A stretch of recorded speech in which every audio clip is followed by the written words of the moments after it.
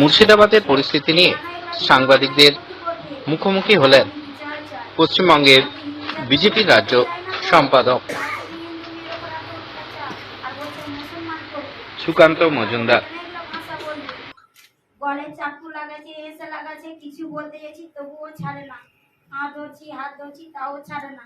আমি বলছি দাদা ঘরে আগুন লাগাবে না, তাও আগুন লাগিয়ে দিবে। কেন এইসব বিনা অন্যায় করলে এসব করছে? কেন বিনা অন্যায় এগুলা করলে? আমার ঘরে কিছু নাই, আমরা গরিব মানুষ।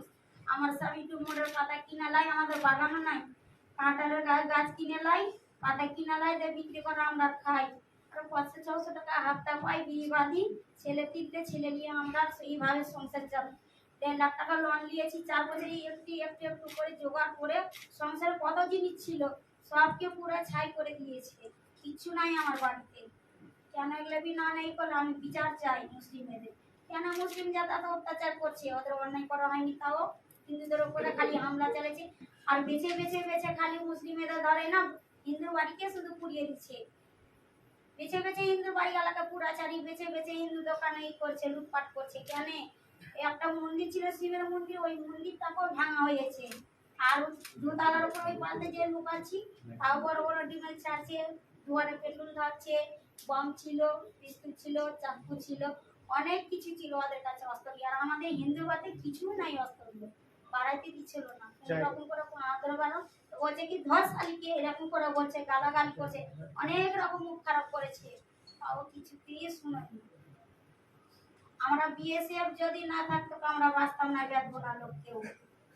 জায়গার নামটা একটু বলে দেবেন? বেদবোনা 16 নম্বর ওয়ার্ড। দুটা কাউন্সিলর থাকতো, কেন গ্রামটা থামতে পারলো না? তো আমরা তো জানি কি মুসলিম সরকার আছে, কেন হিন্দুকে থামনা? হিন্দু জাতি কি অন্যায় করেছিল আমরা তো জেনে নিলাম কি মুসলিম সরকার আছে। কেন আমরুল আর মেহবুব থামতে পারলো না? আমরা কি ওরাকে অন্যায় করেছিলাম? তো মেহবুব তো কেমন লোক আমরা জানে। আমরা হিন্দু জাতি আমরা কাউকে ক্ষতি করতে যাই, এইভাবে অত বড় অন্যায় করলো আমাদের সঙ্গে। মেহবুব হচ্ছে ওখানকার কাউন্সিলর, স্থানীয় কাউন্সিলর নাম হচ্ছে মেহবুব। 4 গ্রামের লোক ঘিরে নিয়েছে। আর আমরা হিন্দুদের মধ্যে পুলিশ কোথায় ছিল?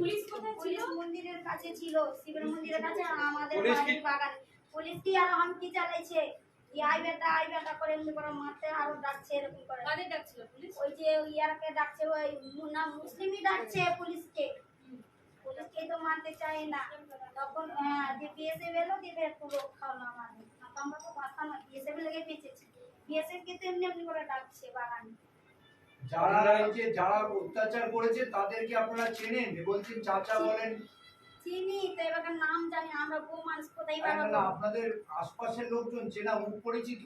হ্যাঁ, সব মুখার বানা ছিল, অনেক লোক মুখার বানা ছিল।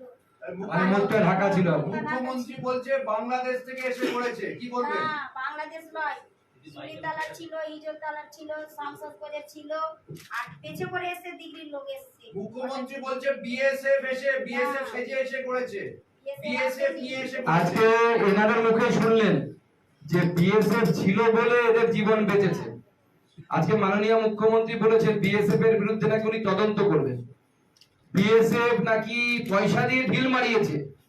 ভাবুন, যারা দেশের হয়ে বুকে গুলি খায়, মমতা বন্দ্যোপাধ্যায়ের পুলিশ কি করে এদের মুখেই ভালো শুনলেন, আমাকে বলার দরকার নেই। এবং সেই বিএসএফ কে মুখ্যমন্ত্রী আজকে তাদের বিরুদ্ধে তদন্ত করবেন। সেই বিএসএফ গুলি চালিয়েছে বলে তাকে বাঁচানোর জন্য সেই বিএসএফ এর বিরুদ্ধে এফআইআর করবেন নাকি? আমি এই প্রশ্নটা করতে চাই যে এদেরকে বাঁচিয়েছে বলে কি বিএসএফ এর উপরে রাগ? মাননীয় মুখ্যমন্ত্রীর বিএসএফ এর উপরে রাগটা কেন? হিন্দুদেরকে বাঁচালো কেন? সেই জন্য এত রাগ যে বিএসএফ এর উপরে মামলা করতে হবে, বিএসএফ এর উপরে তদন্ত করতে হবে। এই দিদি তো বলছে বিএসএফ না থাকলে উনি বাড়ি থেকে পালিয়ে জীবন নিয়ে জান নিয়ে বাঁচতে পারতেন। আমাদের বেদবোনার লোককে একটাও বাঁচতে দিত না বিএসএফ না থাকলে। বিএসএফ কে তারা ওই করছে, তারা করছে, তো বিএসএফ কে তো গুলি মারবে।